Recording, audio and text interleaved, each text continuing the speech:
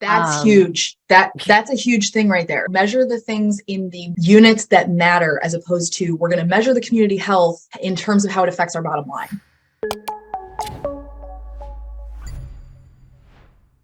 When you're talking about things like measuring community health, how is that different from measuring marketing data? What are the main ones? You hear this all the time in marketing. Marketing is a scaled up conversation with your customer. You have this funnel where people say, hey, I'm raising my hand because I have an interest in this lead magnet and this small little thing. And then you say, okay, great, that sounds awesome. Why don't we provide you some blogs so that you can understand who we are? And then they say, great, I read the blogs, I'm super interested. Can I come to a webinar? And you're like, yep, webinar, great, let's have this conversation. And as they get closer and closer into that funnel, you're having this conversation with them that brings them in further to your brand. Community is them talking to other people in that way. And you don't get control over that. That's not a funnel that you're allowed to build or construct for their interactions with other people, but you can facilitate that interaction. A lot of people like to say the community manager's job is to herd cats. Hey, we have this thing. Do you want to come to it? And they're like, nah, but you know what we're super interested in is this thing. No, I love how you broke that down about the differences between like whether you're trying to gather information on a product versus gather information on how your customers are relating to each other as opposed to the product. You might be a music fan of several different artists, but there's a big difference between somebody who, I like Taylor Swift versus a diehard Swiftie. That there's a massive difference there between whether someone it's part of a community or is, experiencing this as a product as opposed to an environment.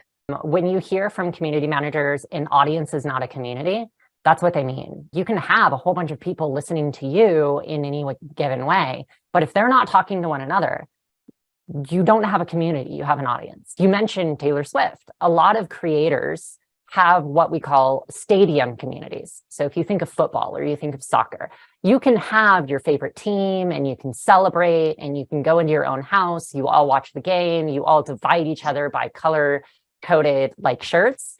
This is signography. This is representation that says, this is who I am supporting.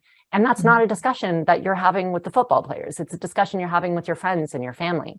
So stadium communities are communities by virtue of the fact that people come together around the things that they love. That's not the same thing as when you're an influencer and you're all watching on YouTube and the chat's turned off, you're all engaging in that content. That's not a community feature. But the community feature is when you say, hey, are you going to go to the game on Saturday? It's kind of the difference between like posting a video to Facebook versus going on Facebook Live, right? You have the option. Obviously, you don't have to have comments open while you're live, but that does make it takes it from less of a content piece and makes it into that interactive event or environment that that your community members can come together around. When it comes to community health data, what are some of the benefits that you can get from it? I have to say this very clearly. Community is a social scientific thing. It needs to be measured social scientifically. It's a phenomenon. It's a culture. Our job is to build spaces where cultures can build, and then we have to be able to measure that culture, which is with social science.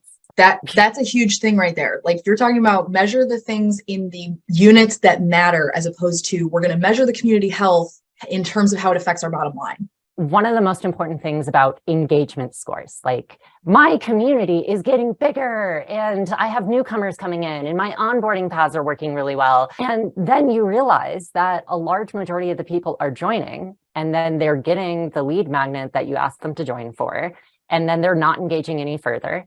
And if you look at your fall off chart, they're gone within 1 or 2 weeks maybe, and then trying to reactivate them isn't really working. Most community metrics are about quality, not quantity.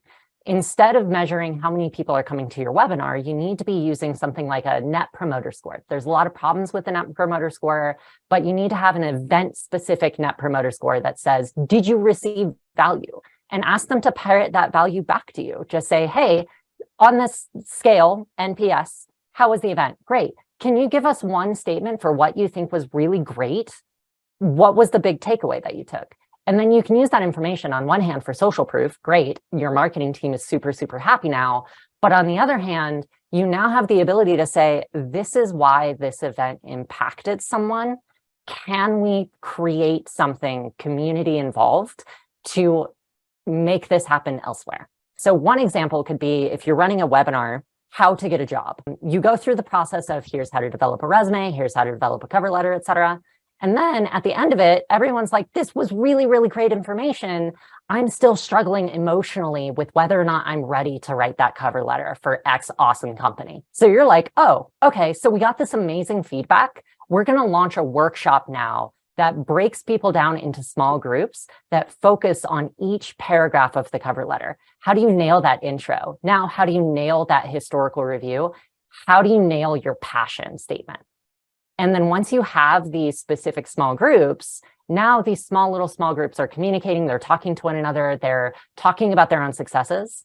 And at the end of that workshop, you say, okay, great. So we've all worked on this cover letter. Let's share it out. And also let's make a promise before we leave here.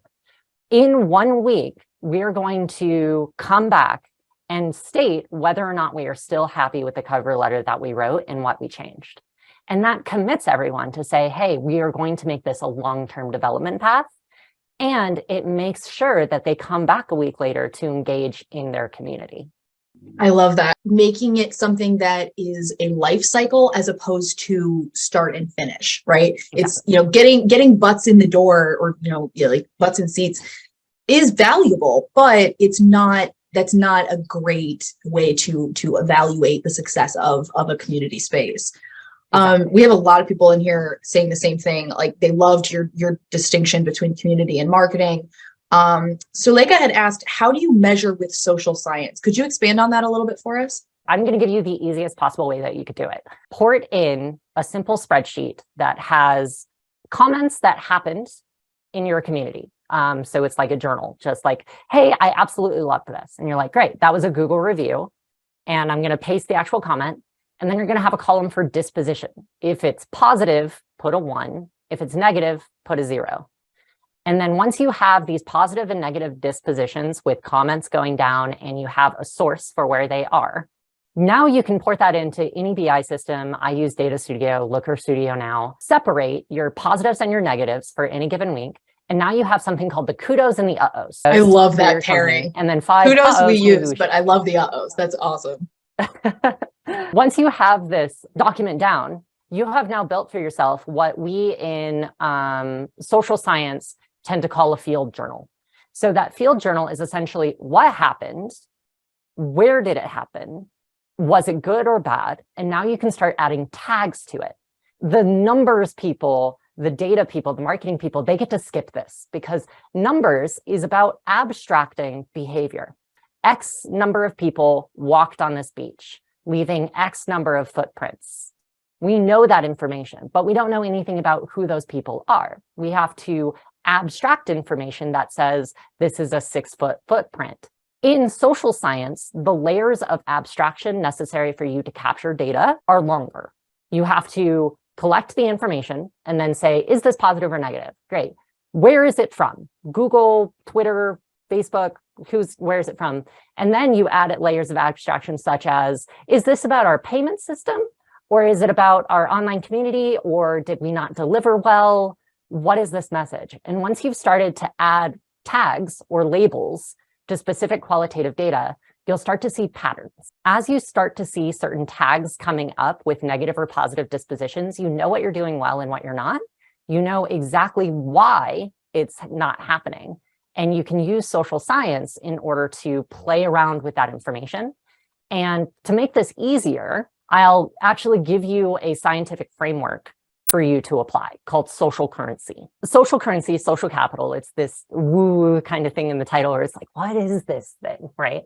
So social capital is a social framework that you can use in order to tag that qualitative data that I was talking about. Meg, if you want to purchase something from me, right, you need to trust me before you purchase the thing from me, right? So before any amount of money changes hands, you are making some snap decisions and lending me what we call social capital. And that social capital is saying, do I trust this person? Are they being transparent enough? Are they hiding something? Is this actually useful? Have they mentioned that there's utility here? Do I believe that if I purchase this thing, they will remain where they are? Are they consistent for me to come back and buy again? What about the merit? Is it a high quality product, a high quality service being offered? These kinds of things, these small little tokens of social capital are being exchanged between the two of us before you ever purchase a thing. Those are measurable. You can measure those things. Going back to that spreadsheet, I have this comment that says, your services are absolutely incredible, but when you sent Brad to my door in order to take care of this chore that I had, he was a little bit rude. He was kind of tact, but he did get the job done and it was done very well. Thank you for fixing my fence. So that small amount of feedback, it's about Brad, but there's also benefits, like the utility was pretty high, the transparency was very low, the merit was pretty low, and then you can take that and you can say, all right, well, let's go do that then. Well, yeah, because you're not only getting feedback on some things to improve, but you're also getting feedback on, hey, we appreciate the way this is going. It kind of also helps you to narrow in and say like, no, they're good with this. Don't change it. Don't mess with what's working on this, in this area. Exactly. So when it comes to that forecasting and benchmarking, is there anything else that we should know about that in terms of how we're measuring the community health? In order for you to benchmark and forecast something, it must remain the same, but communities don't usually do that, which is why you need a framework. I use the social currency framework because virtually any conversation is going to result in some transaction of social capital having occurred. Social science exists because traditional science, the scientific method you were taught about in 6th grade, it is insufficient for studying community. A lot of people think it's the opposite. A lot of people are like, oh, social science, it's not scientific because it doesn't apply to the method. And it's like, well, no, we had to augment the scientific method to make it a scientific process. And one of the main ways that we did that was by making it one big longitudinal study where all past data applies to the current experiment at all times. So when you have past data and you see a pattern, you need to go back to confirm that pattern with past data and then forecast your future data.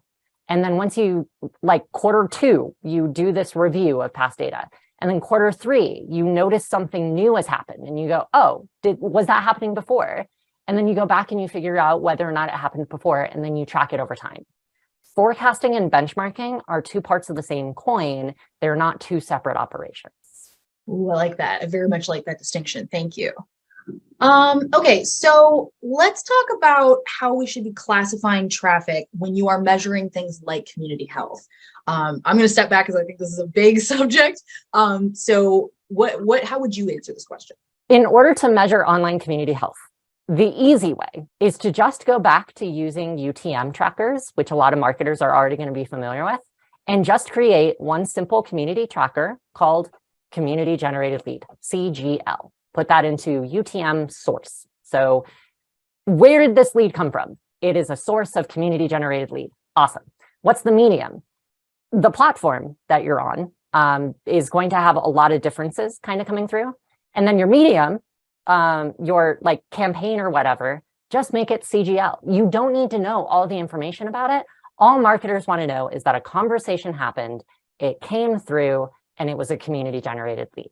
Problem solved. Now, there are more advanced ways to do this too. And this is where I'm going to bring in another suite of tools that I highly recommend, which are called community intelligence platforms. So community intelligence platforms are essentially everything that we've talked about. Sounds kind of difficult.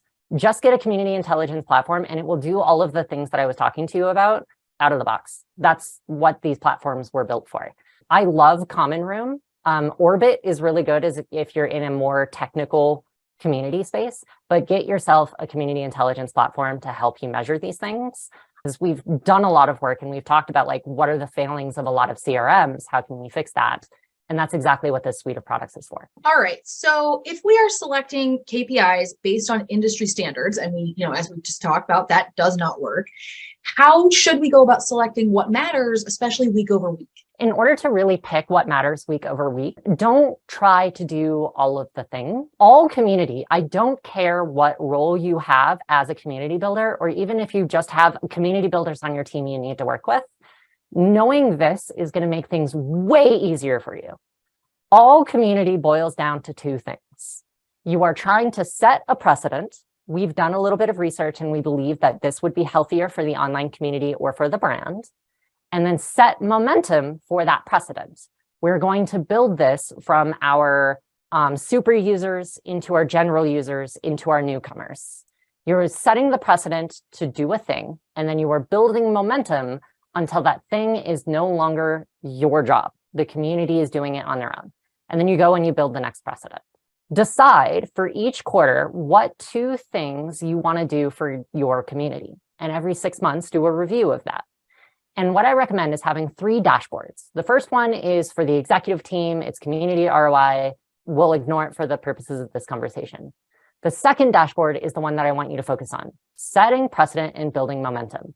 Just a nice little line down your dashboard, the goal that you are attempting to set, and then your primary KPI for it, and then a link to a report that says, we looked through the data, here's how it worked after a quarter or so.